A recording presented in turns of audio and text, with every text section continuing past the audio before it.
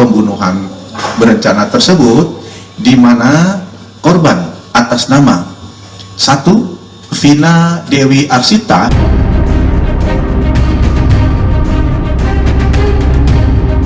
Hari ini, Bareskrim umumkan hasil pemeriksaan terungkap 2 Jenderal Bintang 3 yang jadi backingan Ibtu Rudiana.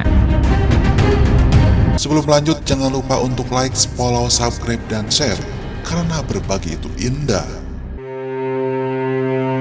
Halo, selamat datang di channel Suara Hati Sang Istri.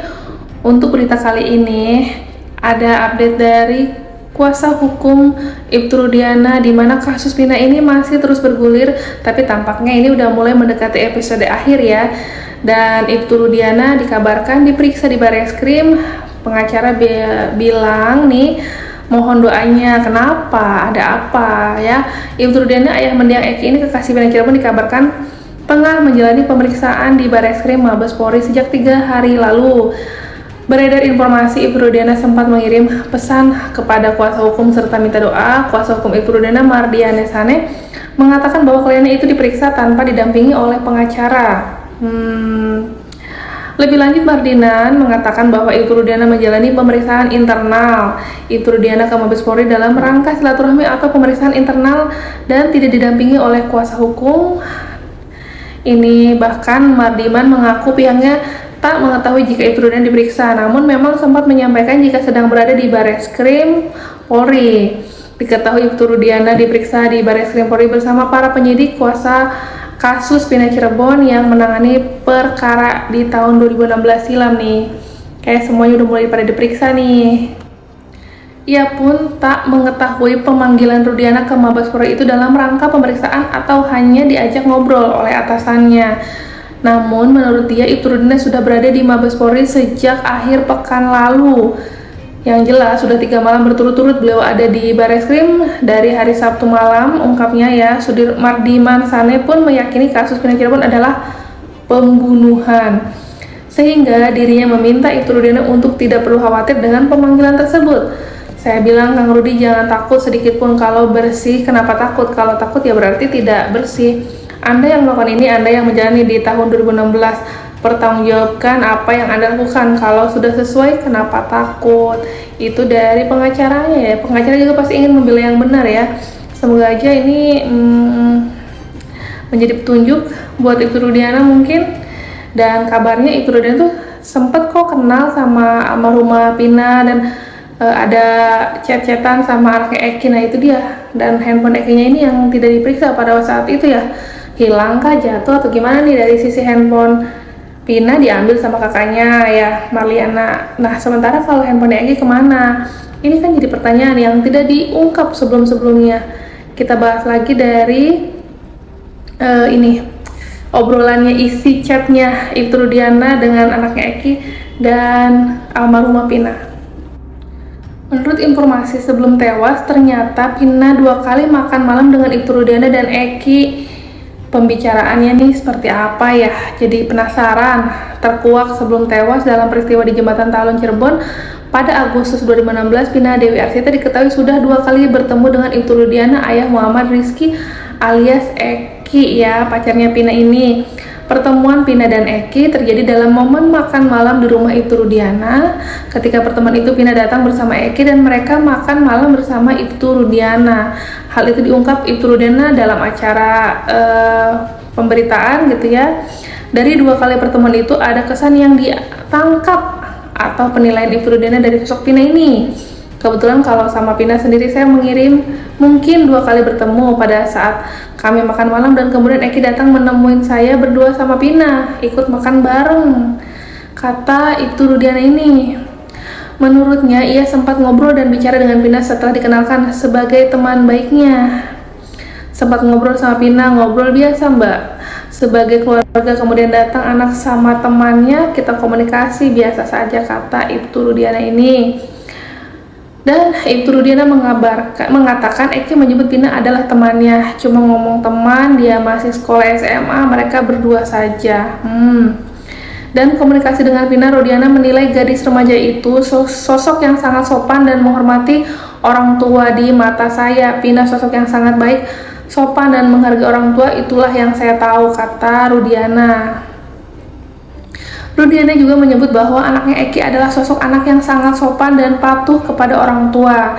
Dia punya panggilan sayang ke saya ya, artinya itu sangat menyayangkan, kata itu Rudiana. Menurut Rudiana, kenangan tidak terlupakan bersama Eki terjadi setahun sebelum Eki tewas akibat peristiwa di jembatan Talun bersama Pina. Kenangan tidak terlupakan itu saat kami jalan ke Tegal, ya kebetulan saya bersama keluarga juga, kami berempat ke sana. Kala itu, kata Rudiana, ia dan Eki sempat naik roller coaster. Wih. Namun setelahnya mereka kompak sama-sama muntah nih karena tidak kuat dengan guncangan permainan wahana tersebut. Kita turun, kita muntah dua-duanya. Menurut Rudiana, komunikasi terakhir dengan Eki adalah sekitar 3 hari sebelum kejadian tragis. Eki main ke rumah terus kemudian berbincang dengan kami satu meja. Disitulah terakhir saya bertemu sama almarhumah Eki, kata itu Rudiana. Tapi Eki cukup sering main ke rumah menemui saya. Selama ini, kata Rudiana, Eki tidak pernah menceritakan soal pergaulan dan pertemanannya. Apalagi, kata Rudiana, terkait dengan geng motor. Karena di mata saya dia sosok yang sangat baik. Terus kemudian rajin ibadah. Jadi cerita tentang adanya masalah di luar tidak ada sama sekali di mata saya ya. Sebelumnya Ibtu Rudiana mengungkapkan hubungannya dengan saksi kunci kasus Pina, yakni Dede Riswanto dengan Aep. Ibtu Rudiana mengaku hanya bertemu keduanya 8 tahun silam saat peristiwa itu terjadi. Rudiana menyerahkan sepenuhnya kepada penyidik mengenai tudingan Dede yang mengarah kepada dirinya telah mengarah mereka untuk bersaksi palsu. Tak hanya itu, Rudiana juga membantah telah melakukan penganiayaan terhadap para terpidana setelah ditangkap di depan SMPN 11 Cirebon. Saya katakan satu saja tidak benar, apa dan bagaimana penyidik lebih tahu yang benar ya. Rudiana mengakui terganggu dengan pemberitaan yang menyudutkan dirinya saat ini. Apalagi, kata Rudiana, dirinya telah berduka kehilangan Eki pada 8 tahun silam. Sekian lama dibesarkan meninggal dengan tragis. Berita-berita menyudutkan kami lebih sakit, katanya gitu. Menurut Rudiana, kabar yang paling mengganggu dirinya yakni isu dirinya merupakan bagian pembuatan skenario dalam kasus Pina Cirebon sehingga para kuli bangunan dijebloskan dalam penjara. Saya digiring sebagian pembuatan skenario, saya harus berjuang mencari keadilan. Rudiana juga membantah rumor bahwa korban tewas dalam peristiwa tersebut bukanlah anaknya. Kapolsek Kepatakan itu melihat secara langsung jenazah anaknya saat berada di ruang mayat ya. Ibtu Rudiana mengaku hafal dengan sosok sang anak. Pada saat saya ke kamar jenazah, saya lihat wajahnya, saya hafal persis betul anak saya besarkan dari kecil sampai dewasa. Tentunya orang tua punya perasaan, punya feeling dan hati ketika lihat sosok mayat itu ya.